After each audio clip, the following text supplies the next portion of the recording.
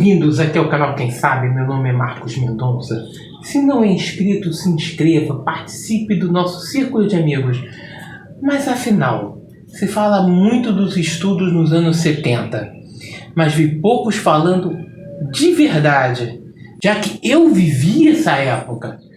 Curioso em saber como era? Deixa eu te mostrar, vem comigo.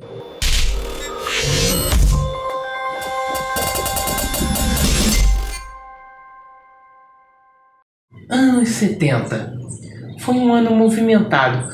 Muita coisa acontecendo no mundo. Época da crise do petróleo. Vocês não lembram? Tive uma crise de combustíveis muito gigantesca nos anos 70.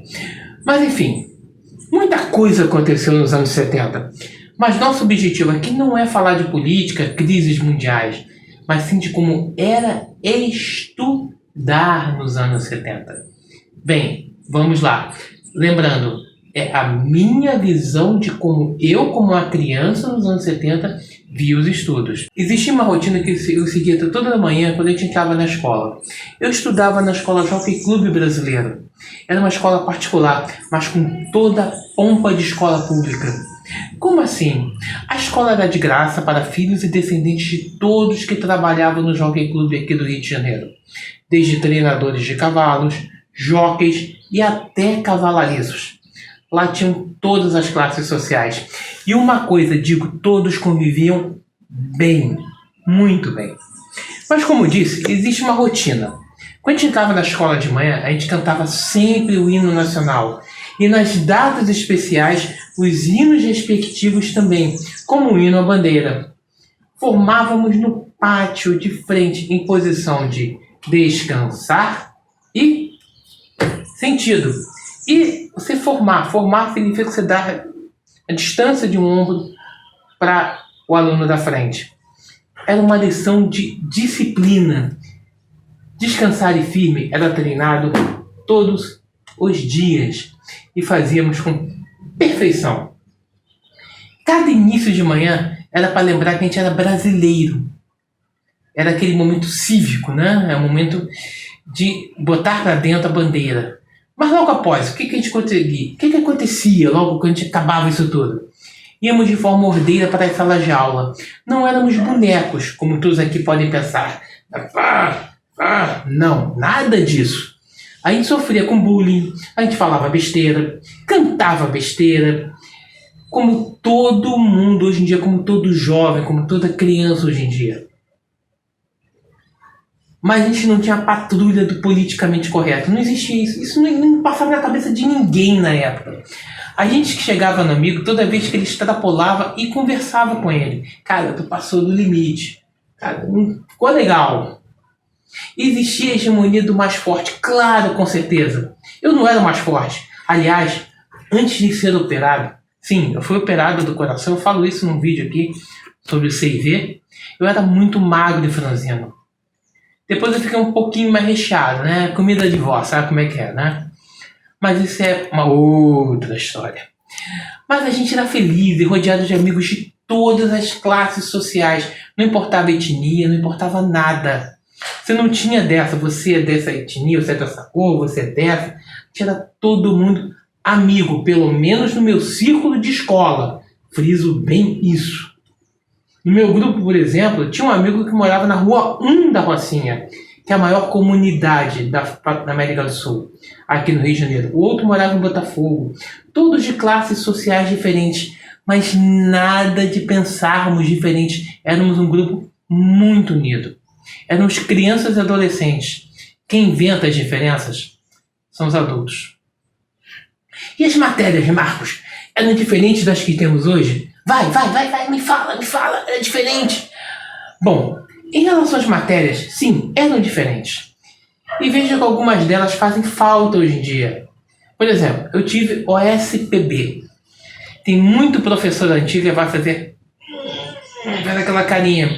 Isso é da Organização Social e Política Brasileira, que estudava o momento político daquele período. Lembra? A gente estava no regime militar naquela época. Era um estudo profundo e que me lembro, ele não era politizado, pelo menos na minha escola. Friso muito bem isso. Ou seja, ele não era tendencioso para lado algum. Lembro que apesar desse regime militar, como eu falei, a gente tinha um partido de oposição e a nossa Constituição era parecida com o que os Estados Unidos têm por décadas. 2 partidos, um de esquerda e um de direita, MDB e Arena. Os dois se degladiavam, me lembro quando pequeno, adolescente, via na televisão. A gente não votava para presidente, né? Apesar que aqui no meu vontade não é falar política. Mas também ninguém se interessava em voto naquela época. Eu comecei nos anos 70 com 5 anos de idade e terminei a década com 15 anos de idade. Ou seja, passei nesse período dos anos 70 toda a minha infância e adolescência. Mas vamos lá. Além de OSPB, o que mais eu tinha?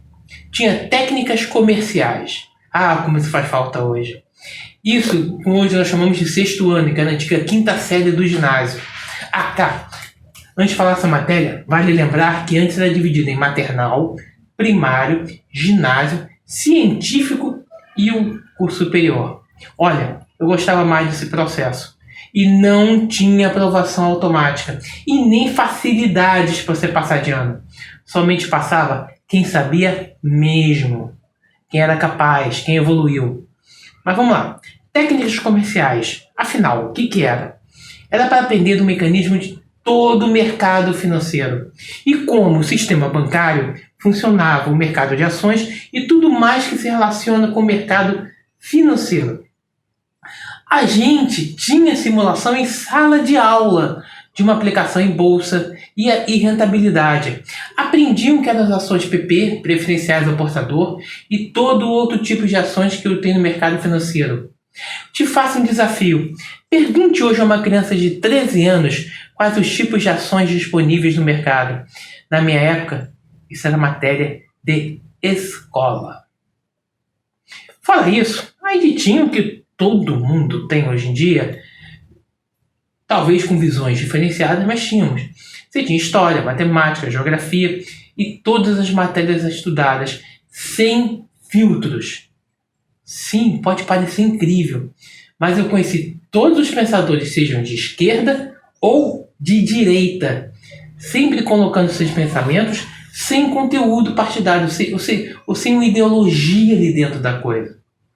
Sei que muitos podem ter vivido outra realidade, mas eu vivi essa. E muito me orgulho de ter vivido esses anos assim. Tive várias atividades extras, como inglês, patinação.